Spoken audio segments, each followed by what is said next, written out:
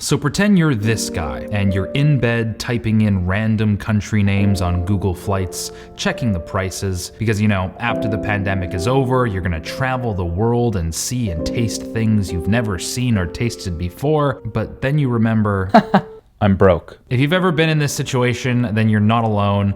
Throughout most of my life, I always found that no matter how much money I made per hour in any of the weird jobs I worked, by the end of the month, I was always broke. It's like somebody had a giant tube connected to my bank account and was just siphoning money away gradually until by the week before payday, I was living on like ramen and eggs. But I noticed something. The reason I was broke wasn't because there was some third party involved.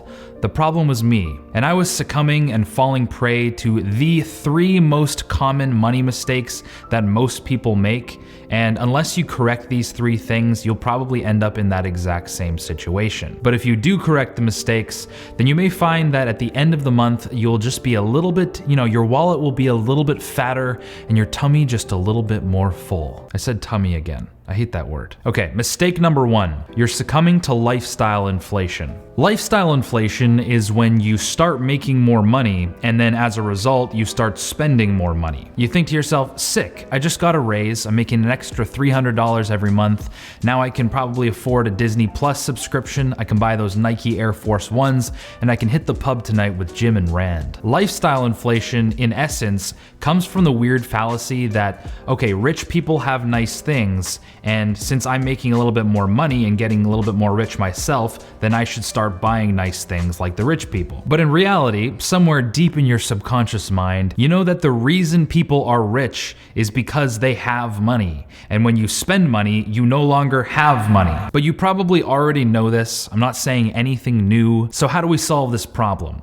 Well, first of all, it's an awareness thing. We have to be aware of this thing called the hedonic treadmill. The hedonic treadmill is a metaphor for the idea that an individual's level of happiness tends to return to where it started, a set point, regardless of good fortune or negative life events the person experiences. So in essence, you can go balls to the wall and spend money on the most lavish and ridiculous things in life. If you get millions and millions and billions of dollars, you'll always be able to find things to spend the money on, and those things can be really shiny and really cool. But the fact of the matter is, within a couple of days, a couple of weeks, you're just gonna return to that baseline happiness. So if you wanna fix your lifestyle inflation and your incessant need to buy things all the time to make you happy, first, be aware of the hedonic treadmill, and the next thing to do is to fix mistake number 2, which is you don't pay yourself first. So since you're super efficient at spending every little nickel in your bank account with Jim and Rand, you need to create a safeguard mechanism that protects you from doing that. Something that has your back even in your weakest, most primal moments. And that is to pay yourself first. Every single month, you pay the internet company, the phone plan company, you pay Disney, you pay Apple. You're handing out your hard-earned cash like it's free money day. You're paying all these other people, but you can never get rich if you don't pay yourself. Give yourself some of your own income. Why does everyone else have to take it? Pretty much everyone, regardless of their financial situation, can afford to live on 90% of their monthly income. Like if you learned next month that instead of making $3,000, for instance, you'd be making only $2,700, you'd find a way to make it work. You'd stop buying lattes, you would cut corners on certain things. It happens to a lot of people all the time. They find out they're not going to be making as much next month, or they're not going to be getting as many shifts. They make it work. They survive. But get in the habit of treating your income like it's a 90% thing. 90% you can spend on whatever else you want to spend it on, but that 10% you give to yourself. You put it away and you save it. We can talk about investing in another video, but if you're not already saving 10% of what you make, as a minimum, your net worth isn't growing and you're not improving your situation ever. Just briefly though, if you have debt, which is a lot of you watching probably, I've been there, it's called college. One of the best techniques that I've heard of is the debt snowball tactic, which was developed by Dave Ramsey. And that's basically just the idea of paying off your smaller chunks first. So your smaller loans, maybe it's a small credit card, then you move up to your bigger credit card, then you move up to your car, and then your student loans. And this kind of goes against the notion that you have to tackle the debts with the highest interest rates first. And while that's mathematically true, a lot of people just don't do it. You know, they didn't get into debt because they were smart with math. They got into debt because they make weak financial decisions based on impulse and emotion. So you need to get impulse and emotion on your side. It's really motivating to pay off your small debts first. It gives you momentum and it gets you stoked to pay off your bigger debts. You can move on to your other debts, and then you can use the interest that you were spending on the smaller debts to pay off your bigger debts. And you create this debt snowball where you're just used to paying off debts all the time, and it's great. But you can't do any of that if you're just paying the minimum payments on everything and then spending the rest of the money everywhere else.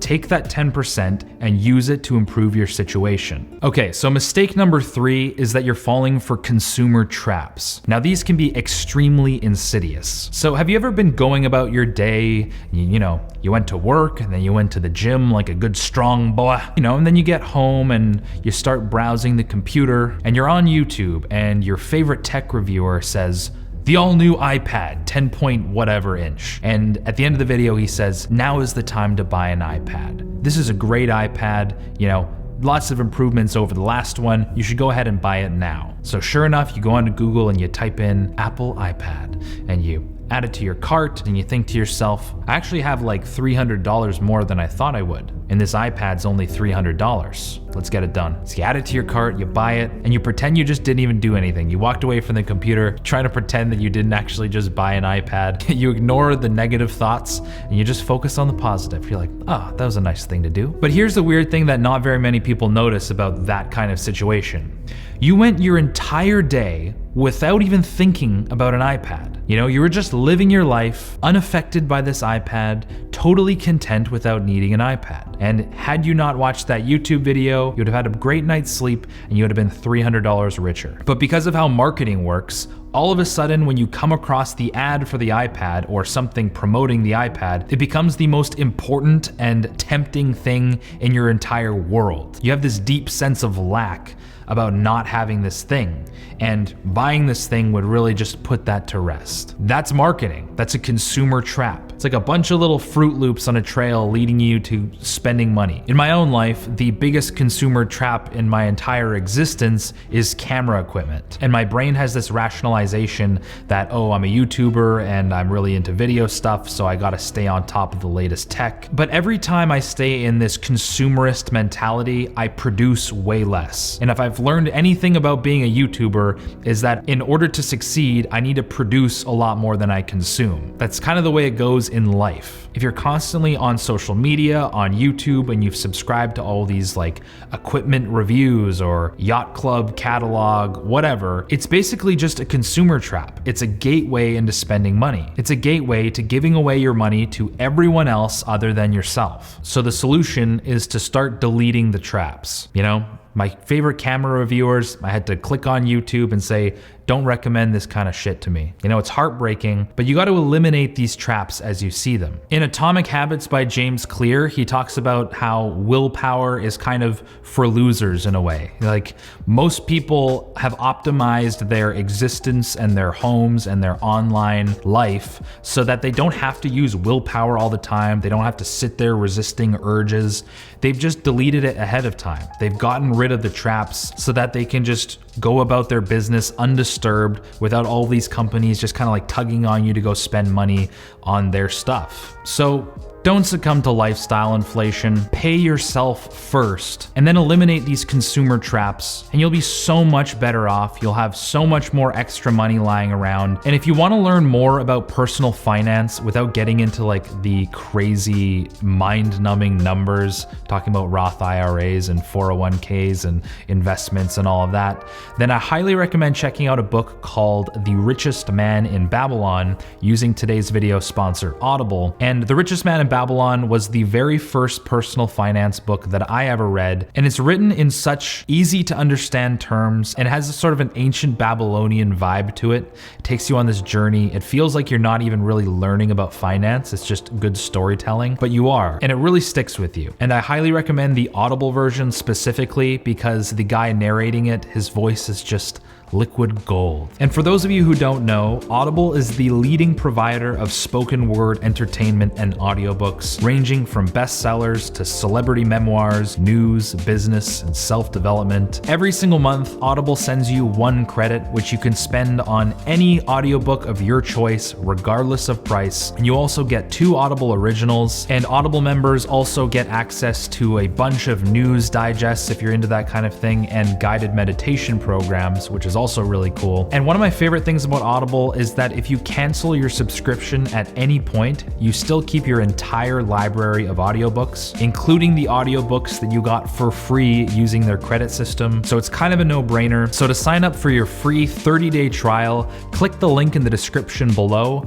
or text Better Ideas to 500-500. Once again, to sign up for your free 30-day trial, click the link in the description below or text Better Ideas to 500-500. So this was my first personal finance video. Let me know what you guys thought of it in the description below. Do you guys want me to go into more detail next time, or do you like these more general, easy to understand concepts? And if you did like this video, make sure you actually hit like, because when you hit like, the algorithm blesses me and it shoves my bald head, pumps it into other people's home pages, helping them out, helping them climb out of debt and secure their financial future. If you're lurking here and this is the 1000th time you've seen my face and you haven't hit subscribe yet, make sure you hit subscribe and hit the bell icon so that you are notified when I post my next video. Other than that, thank you so much for watching, and we'll catch you in the next video.